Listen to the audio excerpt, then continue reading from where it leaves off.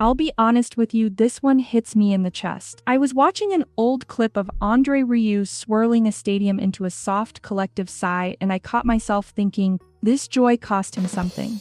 I'm Sarah Reed, and today on Golden American Legends, I want to show you the fortune André leaves behind. The money, yes, but also the weight, the memory, and the love that make his family cry when they think about it.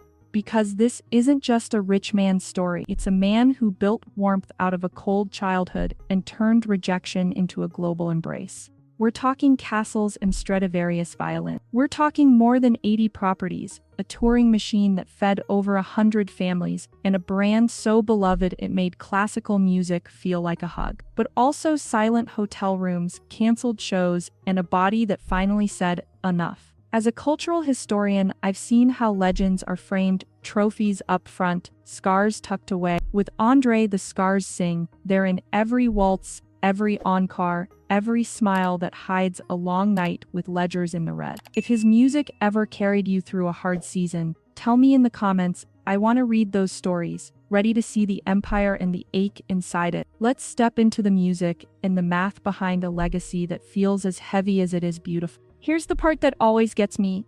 A little boy standing at the edge of a rehearsal room, hoping his father will look up. He doesn't. André grew up in a home where music filled the air, but warmth didn't. His father, a revered conductor, believed classical music was discipline, not joy. Joy was childish, and that judgment carved a canyon inside André. So he built a bridge with a violin. At night, when the house went quiet, he practiced like it was survival. He didn't just learn notes, he learned how to speak through them. At the conservatory, the message was the same, technique over heart. He was told to grow up, to stop dreaming about an orchestra that smiles, laughs, and dances on stage. I've heard that line 100 times in archives, please be less alive, and the great ones always ignore it. In 1978, he made a quiet rebellion, the Maastricht Salon Orchestra. No safety net, no family blessing, just a young man choosing warmth. He told the world, I wasn't born in it, so I'll create it. That's a decision people underestimate.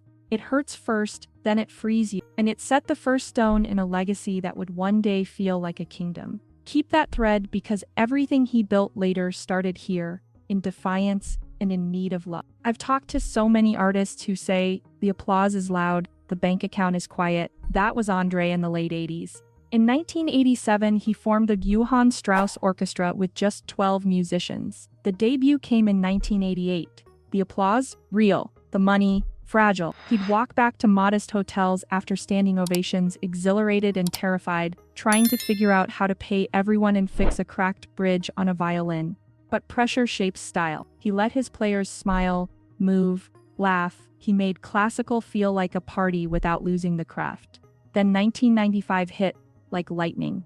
Shostakovich's Waltz No. 2 on a massive football stage. Sales soared. Suddenly, the world saw what he'd been building in the shadows. From there came the tours. Europe, the US, Australia, Asia. And with that came logistics, insurance for priceless instruments, housing for staff, trucks, lights, childcare, food, health. He wasn't just a maestro, he was a CEO in tail. This is where I get protective of his story. People see sparkle and think ease. What I see is a man studying spreadsheets at 2 a.m., choosing risk after risk to keep his orchestra intact. The fortune starts here, not as glitter, but as grit. And it grows because he refuses to let the music belong only to the elite. Let's talk numbers with feelings attached. Estimates put André's fortune around $600 million. That's shocking until you see how he built it. Independent production, touring on his own terms, and a portfolio that looks like a logistics dream. More than 80 properties across Europe, 34 in Maastricht alone, each with a purpose, staff housing, storage, offices, little hubs that keep a giant musical heart beating. Then the show hardware, a custom fleet designed to move sound and light without risking the soul of the instruments. Workshops, studios, wardrobes, kitchens, an entire city of music that travels. Monthly fixed costs that don't care whether the curtain rises. Salaries, insurance, maintenance. If you've ever run a team, you know that feeling. The meter never stops. And then there's the crown and the compass. the 15th century castle he restored and the Stradivarius violins, dated 1667 and 1732. Not trophies, companions. He almost sold one during the pandemic to keep people paid. That tells you everything. Wealth that looks like marble and varnish often holds fingerprints and tears. His family knows this. When they see the estate, they don't just see value, they see every risk he swallowed so others could breathe. Do you remember the first week everything closed? I was in my kitchen staring at a list of canceled shoots. André's calendar didn't just thin out, it vanished. Stadiums to silence in a heartbeat. And here's the choice that defines him. He kept paying his people. Month after month, as income fell off a cliff, he covered salaries. He even eyed that 1732 Stradivarius like a lifeboat. He sold other things quietly. He did what leaders do, bleed first. The castle that usually hummed with rehearsal went still, so he wrote slower pieces. Darker colors, gratitude in every bar. He said something so simple and so true. When you're forced to stop, music becomes a gift again. I believe that. I felt that. When he finally stepped back on stage, the applause sounded different. Less bravo, more we made it. People cried. He did too. And after that, the shows changed. Softer crescendo, longer breaths. You could hear the silence woven into the sound. This is legacy being shaped in real time by loss, by care, by the decision to carry your people through a storm and come back gentler, not smaller. There's a point in every legend's life when the body taps the baton and says, my turn. For André, 2010 was brutal. A virus attacking his inner ear. Vertigo, nausea, ground tilting like a bad dream. Concerts canceled. Fans writing letters that probably made him cry in private. He paced at 3 a.m., bow in hand, whispering, I must come back. That image, it's a whole novel. And then 2016 took his closest friend, trombonist Ruud Merkelbach. One day there's laughter in a cramped dressing room, the next an empty space on stage that never fills. He started holding quiet moments in shows, no announcement, just a longer note, a glance toward where Ruud should be. I love those unspoken memorials. They're heavier than speeches. By 2024 in Mexico, he collapsed before a show set for 40,000. First time he couldn't rise for his audience. He looked at Marjorie and said, I don't ever want another opening night like this. After that, he adjusted. More rest days. Smarter routing. Still, the vow remained. Play like each performance could be the last. That's not drama. That's stewardship of a body, a gift and a promise to the crowd. If you really want to understand a legacy, look at the people who keep it standing.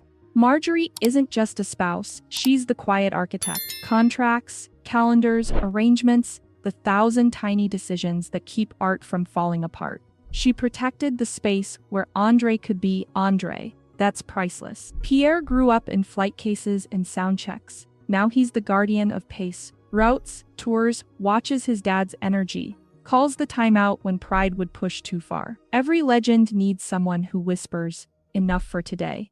And Daisy, the granddaughter at the piano, is my favorite image. No pressure, no dynasty speech. Just a small hand on keys and a family rule. If music chooses you, you'll come. This is why the fortune makes them cry. Because they don't just see wealth. They see decades of nights, hospitals, airports, and a man who held an orchestra like a family. One day when papers are read and assets are tallied, the room will go quiet. Not for the number, but for the weight. And they'll know the real inheritance is courage, tenderness, and the sound of a hall breathing together. Right now, André lives in a 150-year-old home near his beloved castle.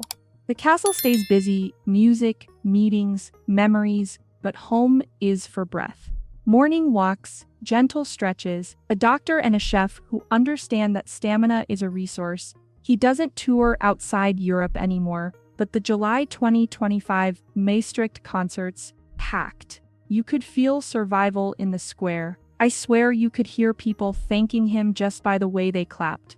Afternoons in the studio, evenings with family, quiet dinners, laughter instead of ovations. He hasn't spoken about a will, and honestly, I respect that privacy. But you can read his priorities. Properties, instruments, royalties, they matter. They'll be handled. Yet everyone close to him knows the bigger bequest is the catalog of feelings he left in us. The waltzes that held you when you were grieving. the laughter he smuggled into classical halls, the proof that elegance can be kind. Here's my take. The fortune is the frame, the art is the painting.